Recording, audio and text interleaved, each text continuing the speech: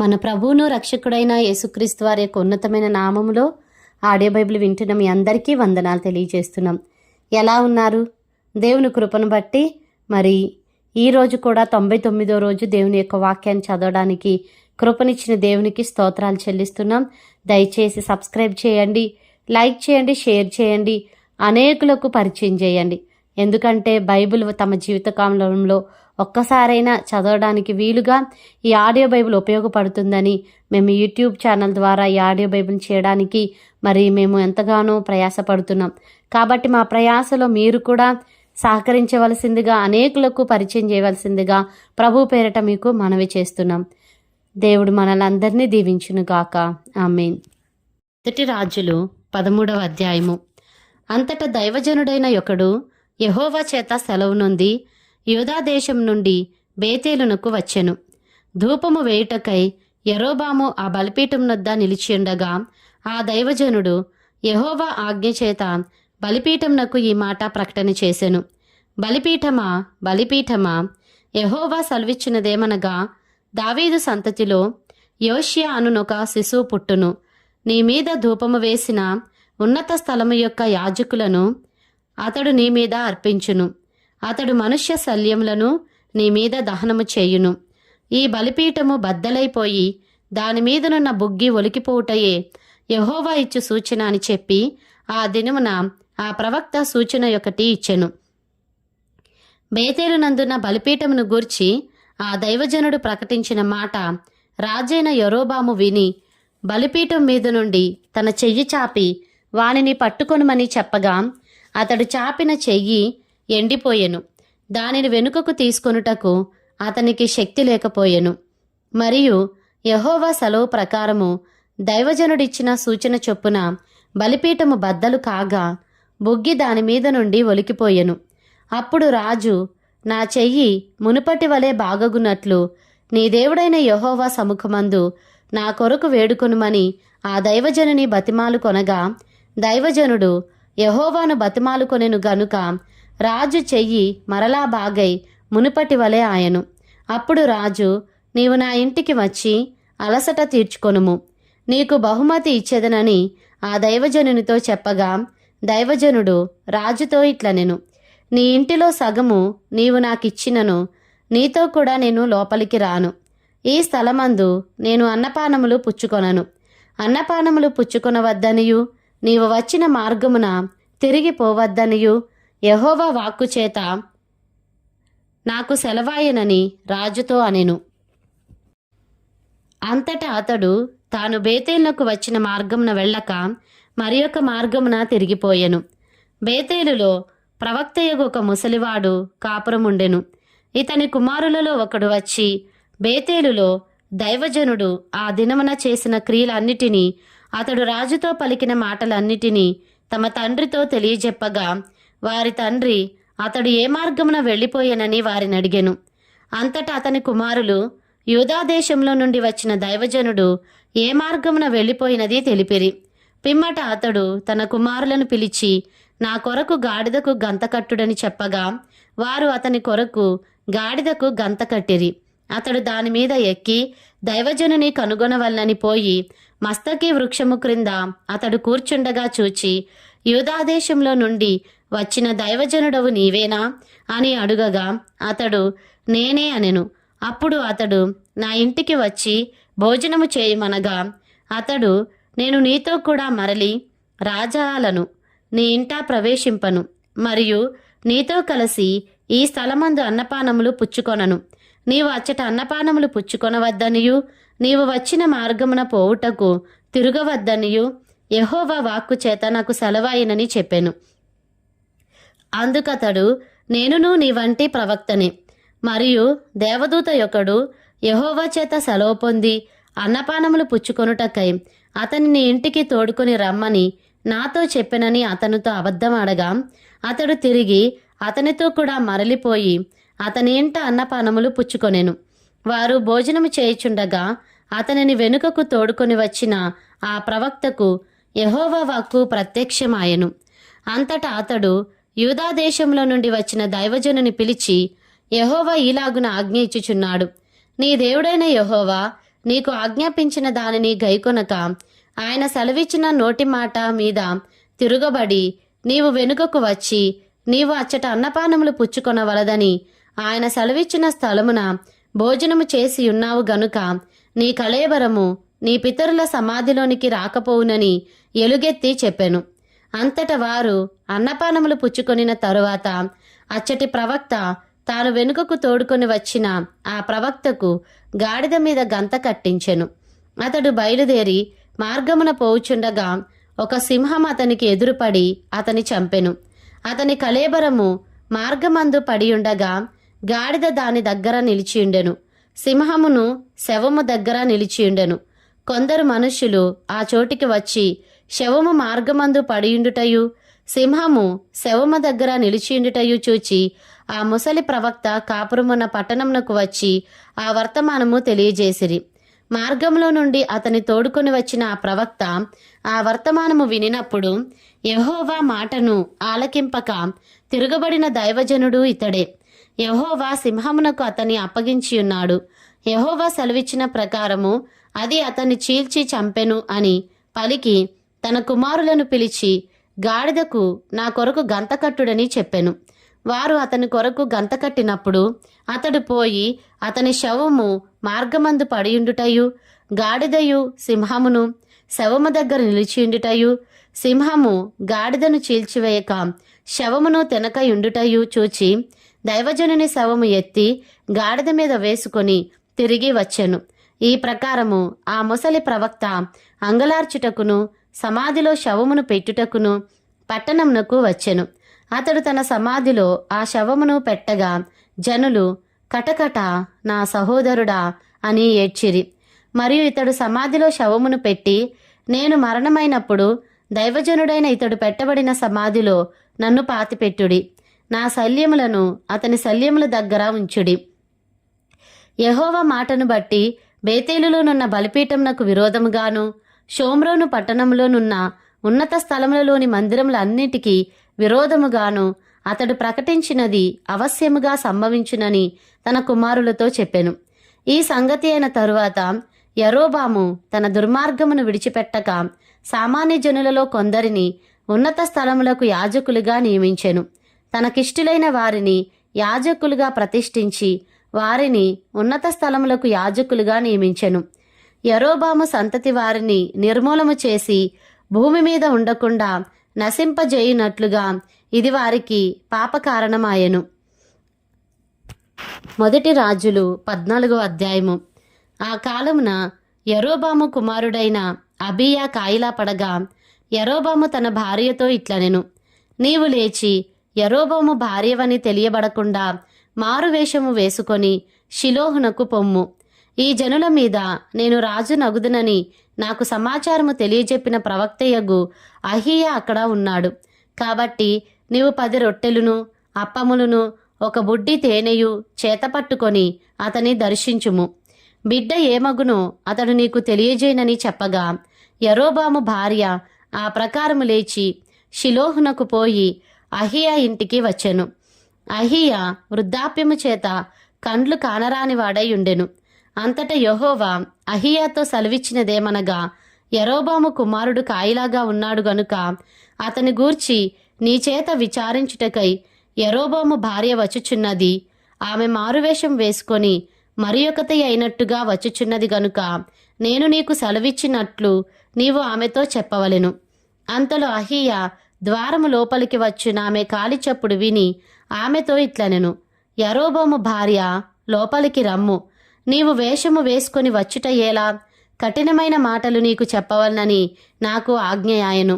నీవు వెళ్ళి యరొబాముతో చెప్పవలసినదేమనగా, ఇశ్రాయేలీల దేవుడైన యెహోవా ఈ ప్రకారము సెలవిచ్చుచున్నాడు, నేను నిన్ను జనుల్లో నుండి తీసి హెచ్చింపజేసి ఇశ్రాయేలు వారను నా జనుల మీద నిన్ను అధికారిగా నియమించి దావీదు సంతతి వారి యొద్ద నుండి రాజ్యమును తీసి నీకిచ్చియుండినను.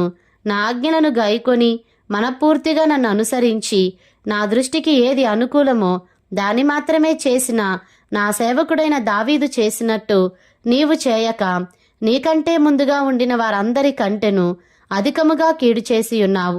నన్ను బొత్తిగా విసర్జించి ఇతర దేవతలను పోత విగ్రహములను పెట్టుకొని నాకు కోపము పుట్టించున్నావు. కాబట్టి యరొబాము సంతతి వారి మీదికి నేను కీడు రప్పించుచు ఇశ్రాయేలు వారిలో అల్పులు గాని ఘనులు గాని లేకుండా మగవారినందరినీ యరొబాము వంశం నుండి నిర్మూలము చేసి పెంట అంతయు పోవునట్లుగా ఒకడు అవతలకు దానిని ఊడ్చివేసినట్లు యరొబాము సంతతిలో శేషించిన వారిని నేను ఊడ్చివేయుదును. పట్టణమందు యరొబాము సంబంధులలో మరణమగు వారిని కుక్కలు తినును. బయట భూమిలో మరణమగు వారిని ఆకాశ పక్షులు తినును. యెహోవా మాట ఇచ్చి ఉన్నాడు కాబట్టి నీవు లేచి నీ ఇంటికి పొమ్ము. నీ పాదములు పట్టణంలో ప్రవేశించునప్పుడే నీ బిడ్డ చనిపోవును. అతని నిమిత్తము ఇశ్రాయేలు వారందరూ అంగలార్చుచు సమాధిలో అతనిని పెట్టుదురు. ఇశ్రాయేలీల దేవుడైన యెహోవా యరొబాము సంబంధులలో ఇతనియందు మాత్రమే అనుకూలమైన దాని కనుగొనెను గనుక యరొబాము సంతతి వారిలో ఇతడు మాత్రమే సమాధికి వచ్చును. ఇదియుగాక యెహోవా తన నిమిత్తము ఒకని ఇశ్రాయేలు వారి మీద రాజుగా నియమింపబోచున్నాడు. ఆ దినముననే అతడు యరొబాము సంతతి వారిని నిర్మూలము చేయును. కొద్ది కాలములోనే ఆయన అతని నియమింపబోవును.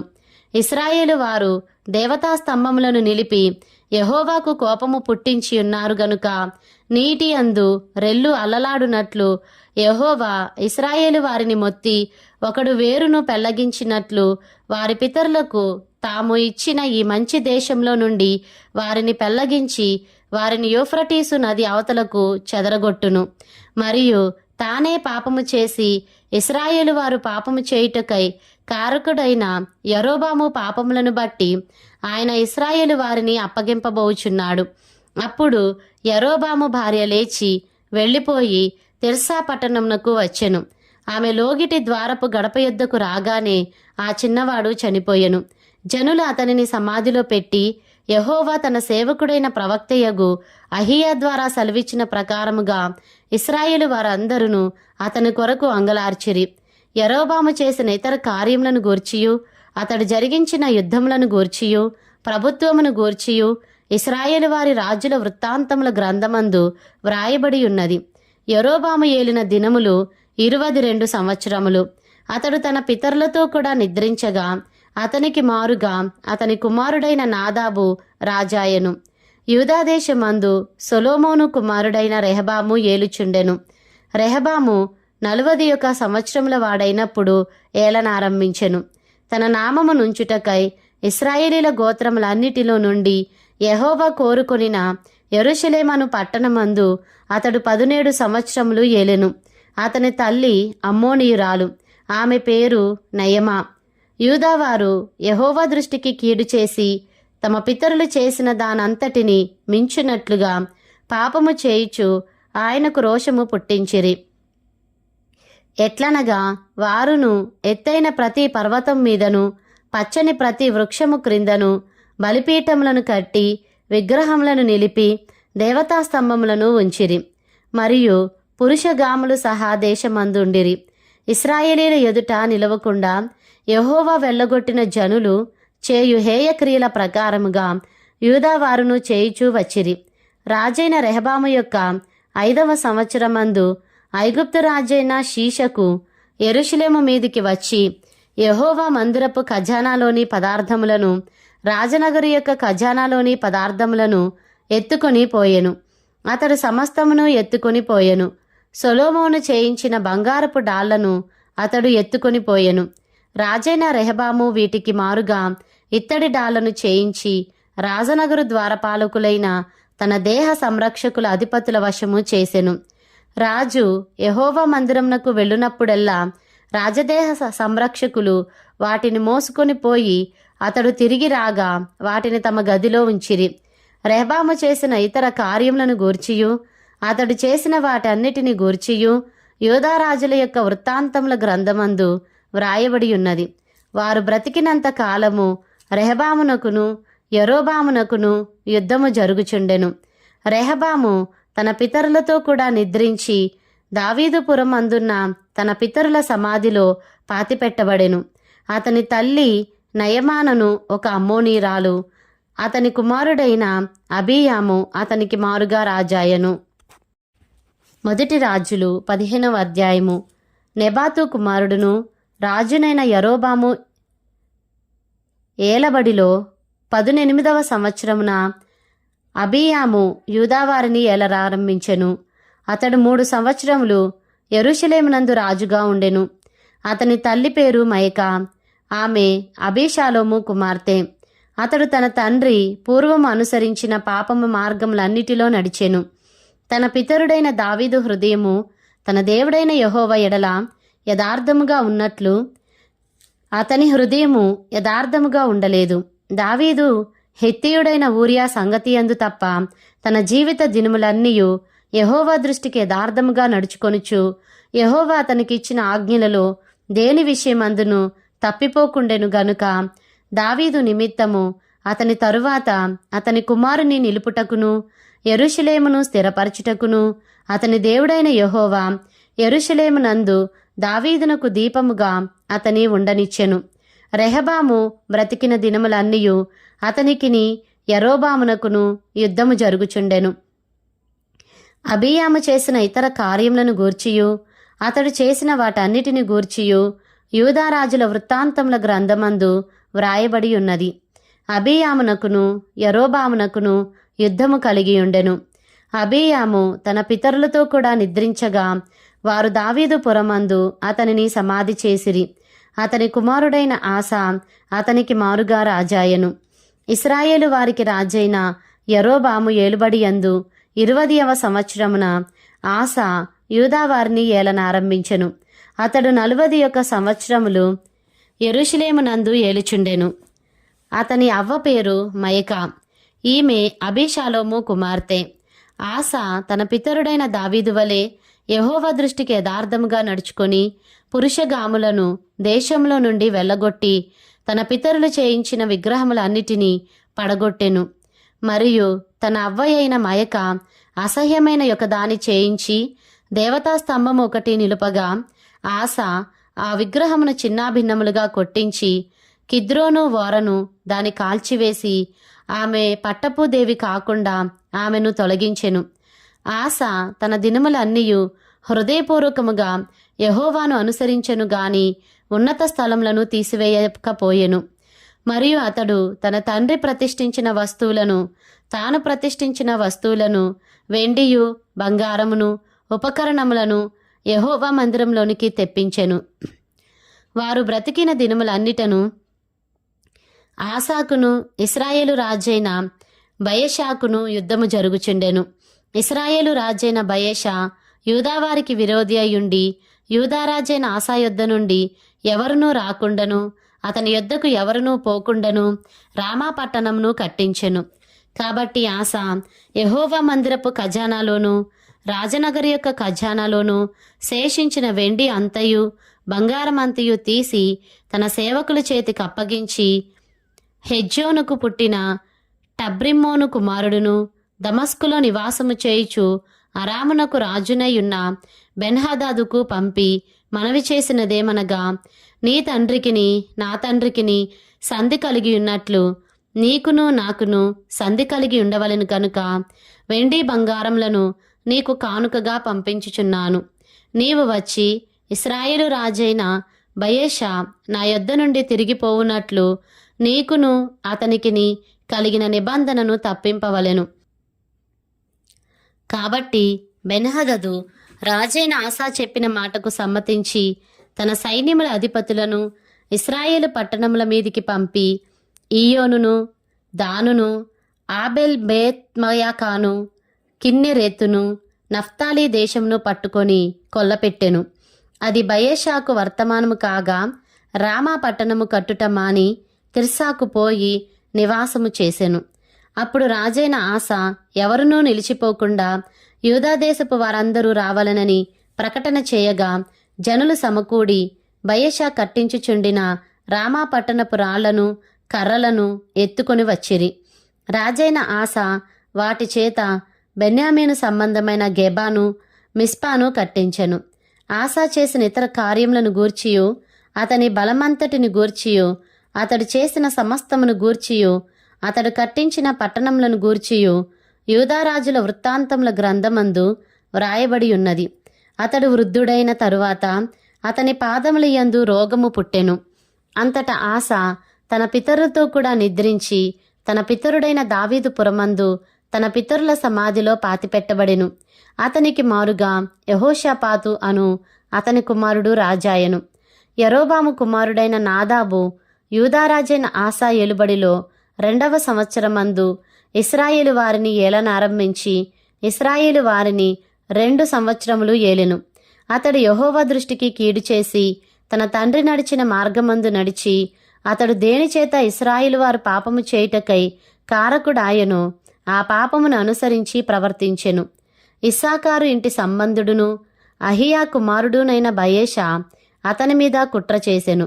నాదాబును ఇశ్రాయేలు వారందరును ఫిలిస్తీన్ల సంబంధమైన గిబ్బెతోనునకు ముట్టడి వేయుచుండగా గిబ్బెతోనులో బయేషా అతని చంపెను. రాజైన ఆసా ఏలుబడిలో 3వ సంవత్సరమందు బయేషా అతని చంపి అతనికి మారుగా రాజాయను. తాను రాజు కాగానే ఇతడు యరొబాము సంతతి వారినందరినీ హతము చేసెను. ఎవనినైనా యరొబామునకు సజీవునిగా ఉండనీయక అందరినీ నశింపజేసెను. తన సేవకుడైన షిలోనీయుడైన అహియా ద్వారా యెహోవా సెలవిచ్చిన ప్రకారముగా ఇది జరిగెను. తాను చేసిన పాపముల చేత ఇశ్రాయేలు వారు పాపము చేయుటకు కారకుడై యరొబాము ఇశ్రాయేలీల దేవుడైన యెహోవాకు కోపము పుట్టింపగా ఇలాగు జరిగెను. నాదాబు చేసిన ఇతర కార్యములను గూర్చియు అతడు చేసిన దాన్నంతటిని గూర్చియు ఇశ్రాయేలు రాజుల వృత్తాంతముల గ్రంథమందు రాయబడి ఉన్నది. వారి దినములన్నిటను ఆసాకును ఇశ్రాయేలు రాజైన బయషాకును యుద్ధము జరుగుచుండెను. యూదారాజైన ఆసా ఏలుబడిలో 3వ సంవత్సరమందు అహియా కుమారుడైన బయేషా తిర్సాయందు ఇశ్రాయేలు వారినందరినీ ఏలనారంభించి 24 సంవత్సరములు ఏలెను. ఇతడు యెహోవా దృష్టికి కీడు చేసి యరొబాము దేనిచేత ఇశ్రాయేలు వారు పాపము చేయుటకు కారకుడాయనో దానినంతటినీ అనుసరించి ప్రవర్తించెను.